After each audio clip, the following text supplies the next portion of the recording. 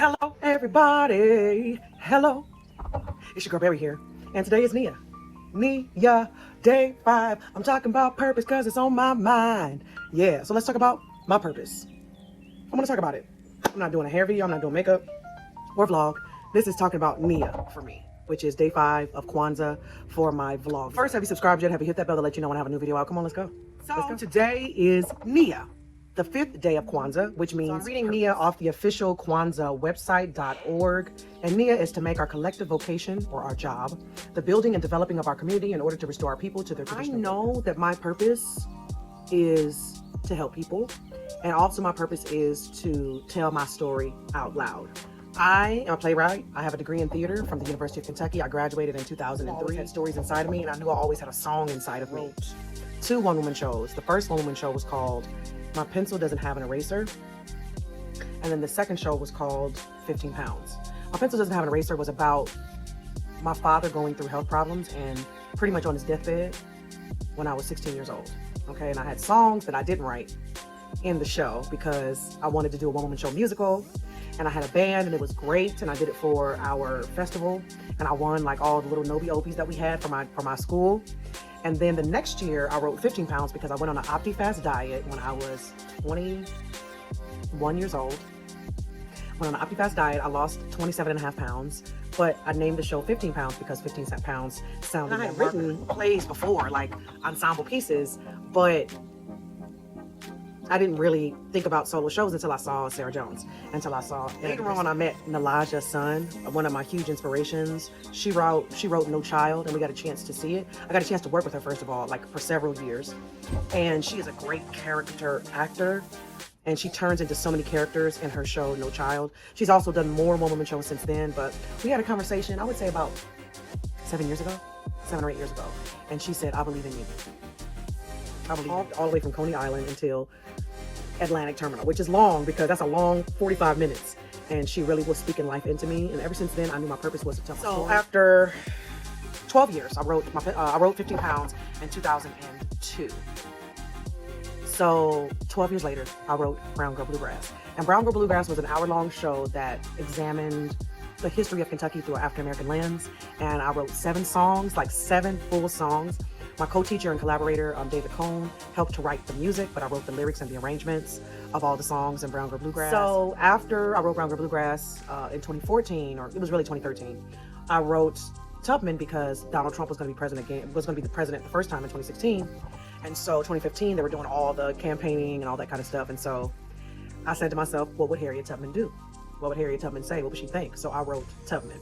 From there, I toured Tubman for a long time. The first year in 2017, I went from 0 shows to 22 shows in 2017. And from there, from 2017 to 2020, pretty much until March of 2020, I was doing that show like at least 10 times a year. I always thought to myself, well, we love Harriet Tubman now in history, but what if she looked like a girl from Harlem that didn't listen to her teachers? What would that look like? What would that sound like? What would that feel like? And so I wrote that show in response to all my education experience and teaching in Harlem, teaching in the Bronx, teaching in New York City. And I just learned a lot from my students. So I wrote that show and I created 3 songs with John Robinson in that show. Now here we are in 2024 and I finished my newest play called Soft Belly, and I'm so excited about it because it's examining my family history. It's like Brown Girl Bluegrass Part 2, because I talked about my family in Brown Girl Bluegrass, like I kind of upheld them in this space of like honor, and Soft Belly is about like the things that our people leave behind after they pass away. So my father passed away in 2010, and his mother, my grandmother, passed away 6 weeks before him.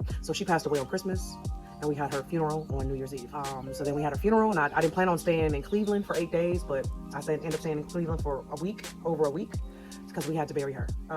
And then 6 weeks later, I felt like my dad was sick when his mother died, and I didn't know that until my mom told me. And so he passed away February 21st, 2010. Then my mother's father, Grandy Flip Fred Johnson, he passed away in February 21st, 2011. So it was like back to back to back. And I told myself, if nobody was going to tell those stories, I'm going to have to tell those stories. Let me talk about grief. Let me reimagine grief in a way that is magic. And so this one-woman show has magic realism inside of it. And I wrote a couple of new songs, but some songs I reinterpreted for this piece because they're older songs. And so I believe that it's important for me to tell my story, and it's important for me to be on camera, to record myself no matter how I look, and to really document what I felt like when I was sad, when I was happy, what it was like to write one person shows, what it was like to tell my story, what it was like to travel and have people comment and respond to the work that I create. So my purpose is to tell my story, which is my personal. And I think that it's important for me to dispel myths and to challenge stereotypes. And one way to do that is to tell my story, and that to understand that Black women, Black people are polylithic and not monolithic. We always say we're not monolithic. So what's the opposite of monolithic? Polylithic. I am many things in one body. And I think this new show, Soft Belly, kind of incorporates all of the things that my dad was, all the things my grandmother was, and what those things that they planted inside of me, and how it's bloomed now, 14, 15 years later. I'm a truth teller. I'm a healer through literacy. I am a songwriter, a singer, a person that holds memories. And if I show that through my face, if I show that through my hair, if I show that through my body, if I show that through my voice,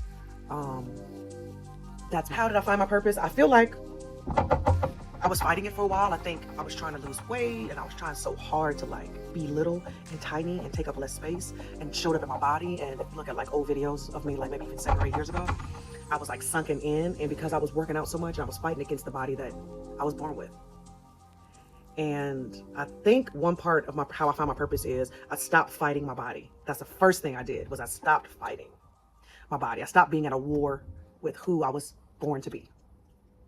Then the things that came easily to me, I felt like that is my path and my purpose, because I wasn't fighting anymore. So things came out of me that seemed natural, and I wasn't fighting. Being honest with myself, not fighting against myself, and sitting with my feelings has brought me to this point right now. So Nia, day 5, Kwanzaa, Vlogmas. My purpose is to be honest, tell the truth, and let the chips fall where they may. Thank you for listening. Bye.